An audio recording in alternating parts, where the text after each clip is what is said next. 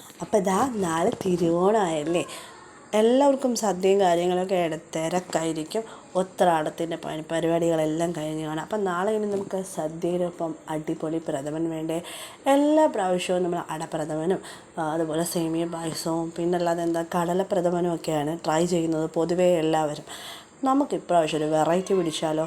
നമ്മൾ അടപ്രഥമൻ പോലും മാറി നിൽക്കുന്ന അടിപൊളി സ്വാദിഷ്ടമായ ഒരു പുതിയ ഒരു പായസം, ഈന്തപ്പഴ പായസം. നമുക്ക് ഇപ്രാവശ്യം ഈ വെറൈറ്റി ഒന്ന് പിടിച്ചാലോ. നമ്മുടെ പ്രവാസികളുടെ ഇഷ്ട സമ്മാനമാണല്ലോ ഈ ഒരു ഐറ്റം. അപ്പം നമ്മുടെ ഇവിടെ ഇങ്ങനെ ഒരുപാട് ഇരുന്നപ്പോൾ ഇതെങ്ങനെ ഒഴിവാക്കും എന്ന് ആലോചിച്ചിട്ട് ഈ ഒരു ഐഡിയയിലോട്ട് എടുത്ത് ചാടിയതാണ് ഞാൻ. അപ്പോൾ ഇതിച്ചിരി റിസ്ക്കുള്ള പണിയാണ്. വേറൊന്നുമല്ല, ഒരു അരമണിക്കൂർ കുതിർത്ത് വെച്ചിട്ട് ഇതിൽ നിന്നൊന്ന് വെടിവെച്ചെടുക്കണം. ഇങ്ങനെ ഈ ഒറ്റ കട്ടയിലിരിക്കുന്ന സാധനത്തിനെ നന്നായിട്ടൊന്ന് ആ സീഡ്സ് മുഴുവനും കളഞ്ഞെടുക്കണം. ആ കുരു കളഞ്ഞെടുക്കുന്ന പരിപാടി ഇത്ര റിസ്ക്കാണ്. നല്ല പണിപ്പെട്ട് തന്നെ അതൊന്ന് വൃത്തിയാക്കി എടുക്കേണ്ടി വരും. അത്രയ്ക്ക് റിസ്ക്കാണ്. കാരണം നല്ല ഹാർഡായിട്ടാണ് അതിരിക്കുന്നത്, ഒരുമിച്ചിങ്ങനെ സ്റ്റിക്കി ആയിട്ട്. അതൊന്ന് നന്നായിട്ട് ക്ലീൻ ചെയ്ത് ആ കുതിർത്ത വെള്ളത്തോടു കൂടി തന്നെ നമ്മളൊന്ന് അരച്ചിട്ട് നല്ല ഫൈൻ പേസ്റ്റ് ആക്കണ്ട. അതിന് മുന്നേ നമുക്ക് കുറച്ചൊന്ന് കടിക്കാൻ കിട്ടുന്ന രീതിയിലൊക്കെ ഒന്ന് ബ്ലെൻഡ് ചെയ്തെടുത്താൽ മാത്രം മതി.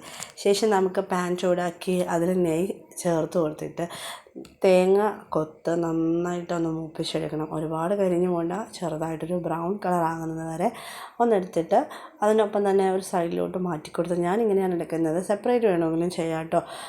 നമ്മുടെ കാഷ്യൂനട്ടും കിസ്മിസും കൂടി ചേർത്ത് നന്നായിട്ട് റോസ്റ്റ് ചെയ്ത് മാറ്റി വയ്ക്കുക കേട്ടോ. കരിഞ്ഞു പോകാൻ നോക്കണം. ലോ ഫ്ലെയിമിൽ അല്ലെങ്കിൽ മീഡിയം ഫ്ലെയിമിലിട്ട് തന്നെ ഇതൊന്ന് റോസ്റ്റ് ചെയ്ത് മാറ്റി വെക്കണം. ഇത് കോരി മാറ്റിയതിന് ശേഷം നമുക്ക് ആ പാനിൽ തന്നെ കുറച്ചുകൂടെ നെയ്യ് ഒഴിച്ച് കൊടുത്തിട്ട് നമ്മൾ ബ്ലെൻഡ് ചെയ്ത് വെച്ചിരിക്കുന്ന ഈ ഈത്തപ്പഴം മിക്സ് അതിലോട്ടൊന്ന് ഒഴിച്ച് കൊടുക്കുക. ആ ഒരു അരച്ച വെള്ളവും കൂടെയൊക്കെ വരും കേട്ടോ. പെട്ടെന്ന് തന്നെ നമുക്ക് കുറുകി കിട്ടും. കൈ എടുക്കാതെ ഇളക്കി കൊടുക്കണം, ഇല്ലെങ്കിൽ അടിക്ക് പിടിക്കാൻ ചാൻസ് ഉണ്ട്. അതുകൊണ്ട് അടി കട്ടിയുള്ള പാത്രം തന്നെ യൂസ് ചെയ്യാൻ ശ്രമിക്കണം കേട്ടോ. നന്നായിട്ട് ഇളക്കി കൊടുക്കണം. ജസ്റ്റ് ഒരു ഒരു 2 മിനിറ്റ് പോലും വേണ്ട. അതിന് മുന്നേ നമുക്ക് നന്നായിട്ടൊന്ന് കുറുകി കിട്ടും. നന്നായിട്ട് തിളച്ചിട്ട് തേങ്ങാപ്പാൽ ചേർത്ത് കൊടുക്കുന്നതാണ് അതിൻ്റെ ടേസ്റ്റ്. പ്രഥമനെല്ലാം തേങ്ങാപ്പാൽ ചേർക്കുന്നതാണ് ടേസ്റ്റ്. ഇപ്പോഴും എളുപ്പത്തിന് വേണ്ടി പശുവും പാലൊക്കെ ചേർക്കും എല്ലാവരും. പക്ഷേ ഈ ഒരു തേങ്ങാപ്പാലാണ് പ്രഥമന് ടേസ്റ്റ് എന്ന് പറയുന്നത്. നന്നായിട്ട് ആ 2ാം പാൽ ചേർത്ത് കൊടുത്ത് ഇളക്കി യോജിപ്പിച്ച് കുറുകി വരുമ്പോഴത്തേനും നമ്മൾ വേവിച്ച് വെച്ചിരിക്കുന്ന ചവ്വരി ചേർത്ത് കൊടുക്കുക. അതൊന്ന് തിളച്ച് വരുമ്പോഴത്തേനും ഫ്ലേവറിന് വേണ്ടിയിട്ട് നമുക്ക് ചുക്കും അതുപോലെ ഏലക്കാപ്പൊടിയും കൂടി ചേർത്ത് ഒരു പിഞ്ച് ഉപ്പ്, അപ്പോഴത്തേനും നമുക്ക് പെട്ടെന്ന് കുറുകി കിട്ടും. നന്നായിട്ട് കുറുകി വരുമ്പോഴത്തേനും 1ാം പാൽ ചേർത്ത് നന്നായിട്ട് യോജിപ്പിച്ച് കൊടുക്കണം. 1ാം പാൽ ചേർത്ത് കഴിഞ്ഞാൽ പിന്നെ ഒരുപാട് നേരം തിളപ്പിക്കാൻ പാടില്ല, അത് പിരിഞ്ഞു പോകും. പിന്നെ നമ്മളത് നന്നായിട്ട് ഇളക്കി യോജിപ്പിച്ച് ഒരു തിള വരുമ്പോഴത്തേനും നമ്മൾ നേരത്തെ വറുത്ത് കോരി വെച്ചിരിക്കുന്ന ആ കാഷ്യൂനട്ടും മുന്തിരിയും തേങ്ങ വറുത്തതൊക്കെ ചേർത്ത് നമുക്ക് സെർവ് ചെയ്യാവുന്നതാണ്. അടിപൊളി ടേസ്റ്റി ആയിട്ടുള്ള ഈസി ആയിട്ടുള്ള നമ്മുടെ ഈത്തപ്പഴ പായസം റെഡി ആയിട്ടുണ്ട്. വളരെ സിമ്പിളായിട്ട് നമുക്ക് റെഡിയാക്കാൻ പറ്റും. അപ്പോൾ ഇപ്രാവശ്യത്തെ ഓണത്തിനൊരു വെറൈറ്റി തന്നെ പിടിച്ചേക്കാം. ടേസ്റ്റിൽ രാജാവാണ്. കാരണം പ്രഥമൻ പോലും മാറി നിൽക്കും. ഞാൻ ട്രൈ ചെയ്ത് നോക്കിയിട്ട് അടിപൊളിയായിട്ട് വർക്കൗട്ടായിട്ടോ. അപ്പോൾ ഇനി എൻ്റെ സ്റ്റൈലാണ്, നമ്മുടെ ട്രിവാൻഡ്രത്തെ സ്റ്റൈലാണ്. അടിപൊളിയായിട്ടത് പായസമൊക്കെ എടുത്ത് വെച്ചിട്ട് പറയുമ്പോൾ തന്നെ വായിൽ വെള്ളം വരുന്നുണ്ട്. അടിപൊളി ടേസ്റ്റാണ് അത്രയ്ക്ക്.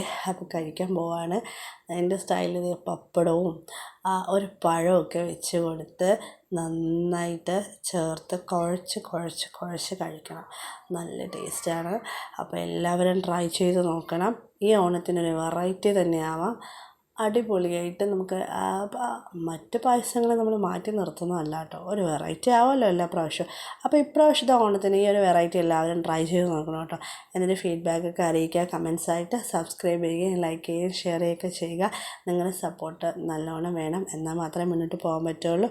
അപ്പോൾ ഓക്കെ, എന്നാൽ ഹാപ്പി ഓണം.